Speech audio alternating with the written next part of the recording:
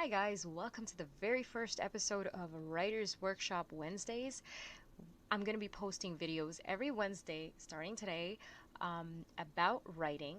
We're going to start with the very first thing, all about, writing, how to get started, how to learn to write, how to learn to write better, to improve your writing, right up to publishing and editing and all of the fancy stuff and marketing your books. We're going to talk about all of that. This is the very first episode. Thank you so much for watching. I hope you guys enjoy this. I'm just going to get right into it. So, the most important thing and the very first thing you need to know about writing is that in order to be a good writer, you have to be reading and reading lots and lots of material. I personally like to read both fiction and nonfiction. Nonfiction mostly for my life itself. It's always good to be in the know of all things worth knowing, because as a writer, you don't want to be a writer who doesn't know what's going on in the world, doesn't know a thing about a thing or two. You want to have some knowledge, some evidence to back up your writing. Even if you are going to be writing fiction, you want to have um, some something to back up the topics that you're writing about. Yeah, some people write YA fiction, fantasy fiction, and romance fiction, and people write historical fiction. And while not all genres are going to have actual realistic or truthful events, or truthful events that are related to truthful events in history, much of real life can affect the context in the novels or the stories, short stories, poetry, anything. So, the most important thing about writing before you begin to write anything worth publishing, you have to be a reader. I'll be straight up. If you don't enjoy reading, you probably are not going to enjoy writing most of the times, and vice versa. If you don't enjoy writing, you're probably not going to enjoy reading.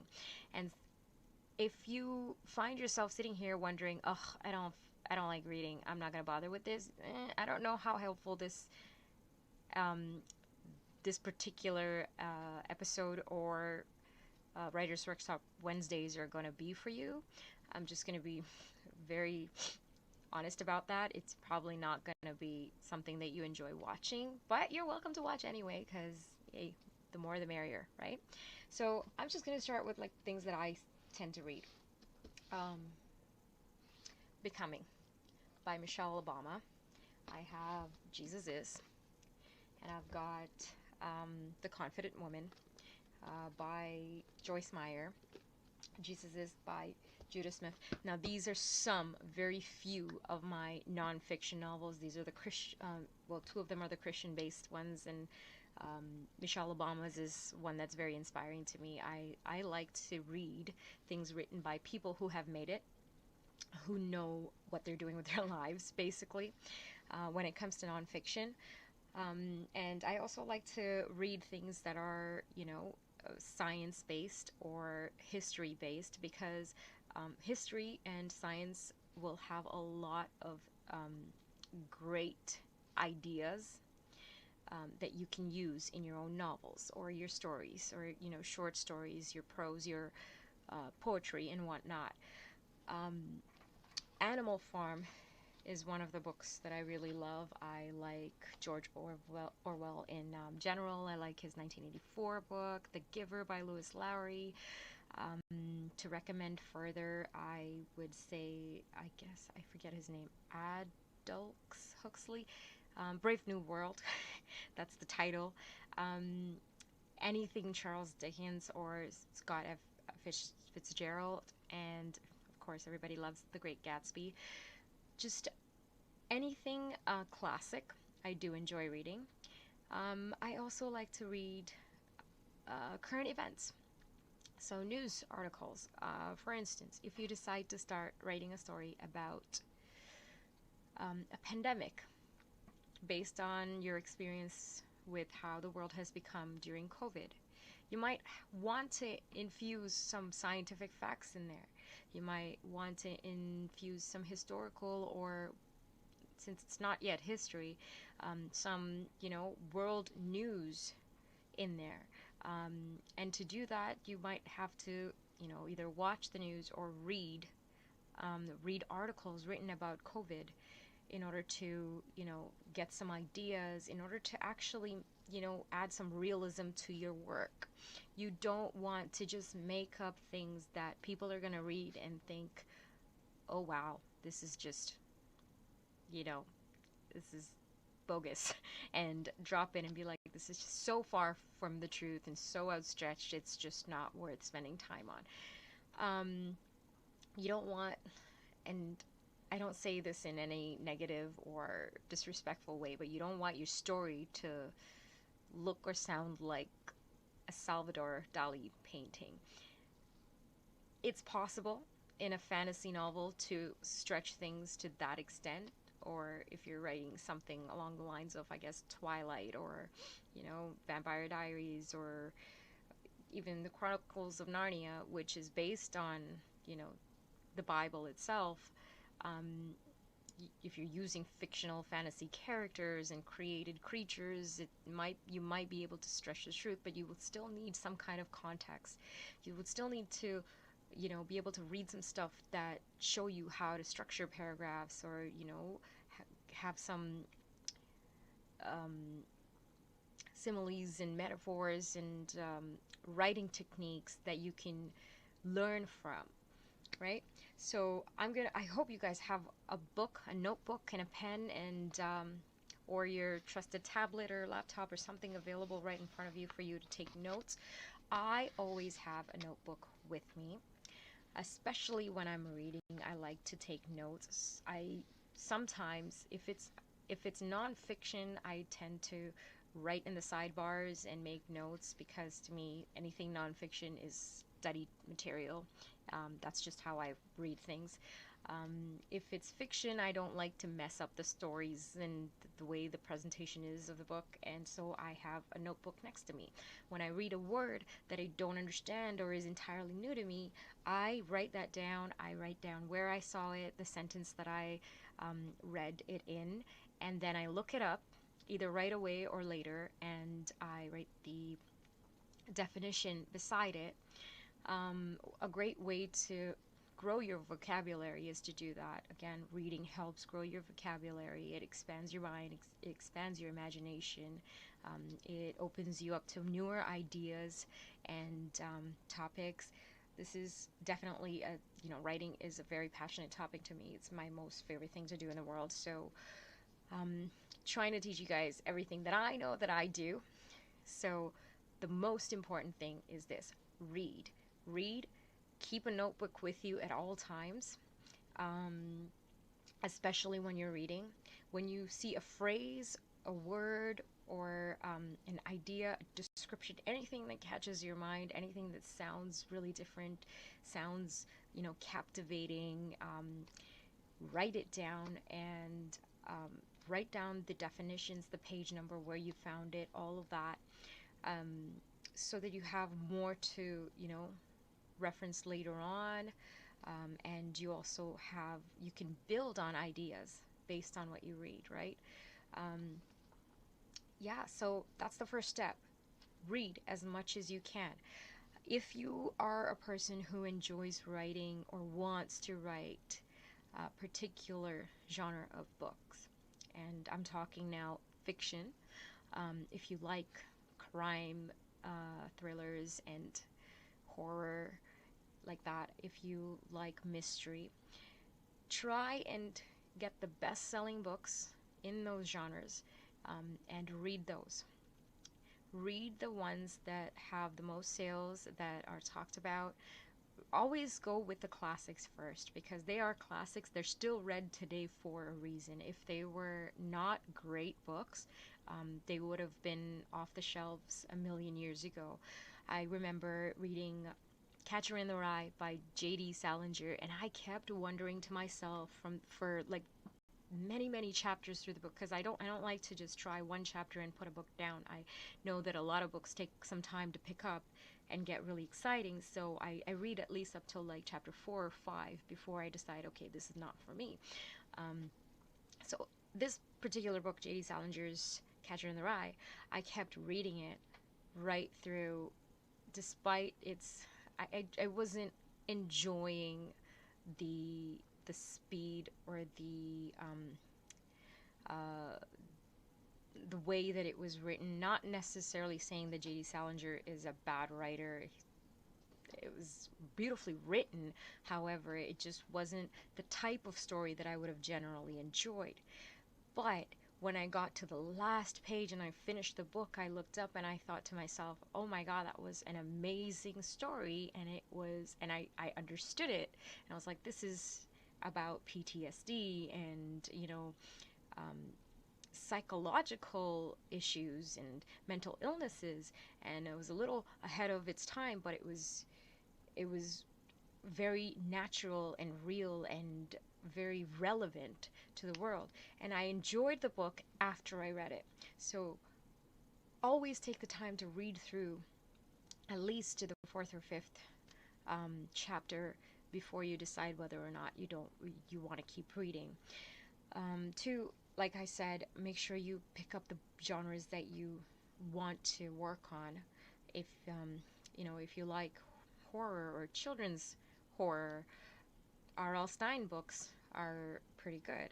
Um, Carolyn B. Cooney is an author who is great at romance novels and YA novels, and she wrote, I believe it's Both Sides of Time, A Time Apart, and A Prisoner of Time, a series that I read in the past that I thought was very beautifully written. It was very mellow, but it was also, sort of fantasy. There was time travel involved, and it was unique in its own type. So if you like to write romance novels, she might be something you want to check out.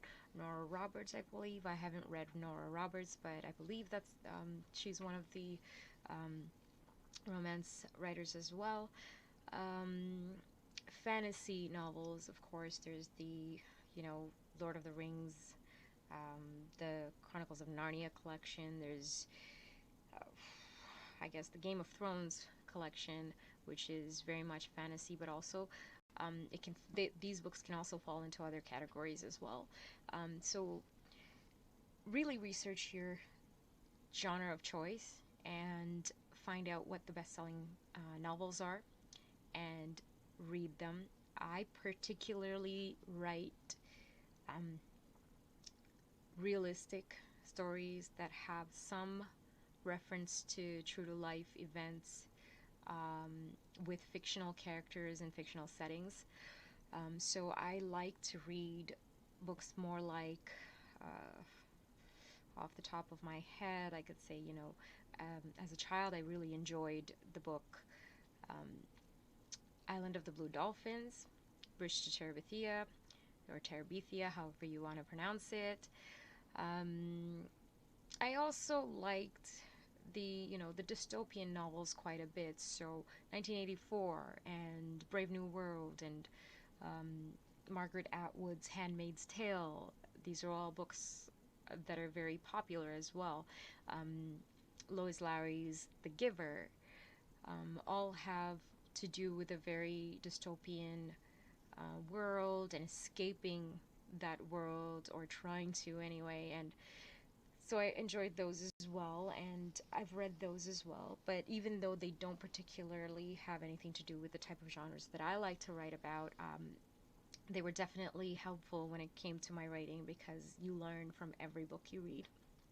You learn and pick up skills from every book you read. You pick up technique from every book you read. So they were very helpful. And um, when it comes to description and like even describing a snowflake, no one did it better than Charles Dickens. So if you want to, if you're a wordy person and you love to use a lot of words to describe um, even the smallest thing and the smallest, part of the setting or a person's characteristics and details and lots of words and a lot of similes and metaphors and all of that, then Charles Dickens is a great author to read. Um, yeah, so those are some of my suggestions. Always keep your notebook with you, always take notes, always write down everything that you find is different about what you just read, and then read and read and read and read. Whatever chance you get to read anything, read. Make a schedule to read. If you have time, if you have trouble finding time, try to cut out an hour of TV, maybe even 20 minutes of your TV time if you are someone who watches a lot of TV. If you're not someone who watches a lot of TV and if you're just always busy anyway, um, I don't know, take one of your breaks or your lunch hours. I used to actually read during my lunch hours at work, and that was the only way I could get any sort of reading done. And some, like I personally, because I'm a writer, I reading to me is part of my work. Like I have to schedule some time to read in order for me to get some, you know, just to keep myself active in writing. I have to keep reading. So I used to do that during lunchtime, and then afterwards, when you know, especially during COVID or whatnot, I I tried the idea of time blocking. In the evenings, you know, you can give up some time of your TV, or if you can do just 20 minutes right before you go to bed, even that is useful, as long as you read at least for 20 minutes per day, I would say. But if you can get 20 minutes a week, that to start, that's something. You got to start somewhere. So yeah, that's my first lesson for all of you guys. If you want to be a great writer, you have to be a reader first. You have to, yeah, you have to know a thing or two. You have to read a thing or two. You have to, you know, be able to pick up on the things that are already out there.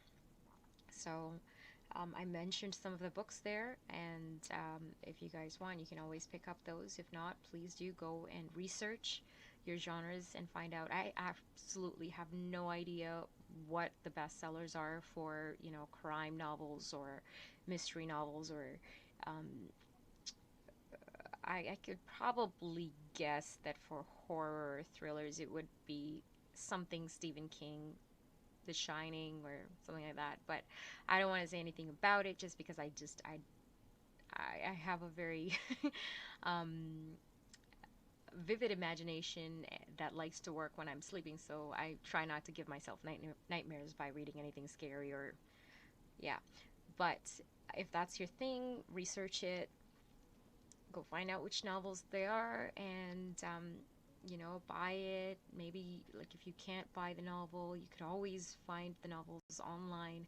Um, the e-versions at any libraries. If you have a library card, you could use that to borrow ebooks from the libraries. It's possible nowadays with all the technology. So another great way to get a novel is actually, I believe, Amazon Prime or uh, Kindle. Kindle has monthly plans that are like I think $10 or $14 or something, where you can read unlimited number of novels on there.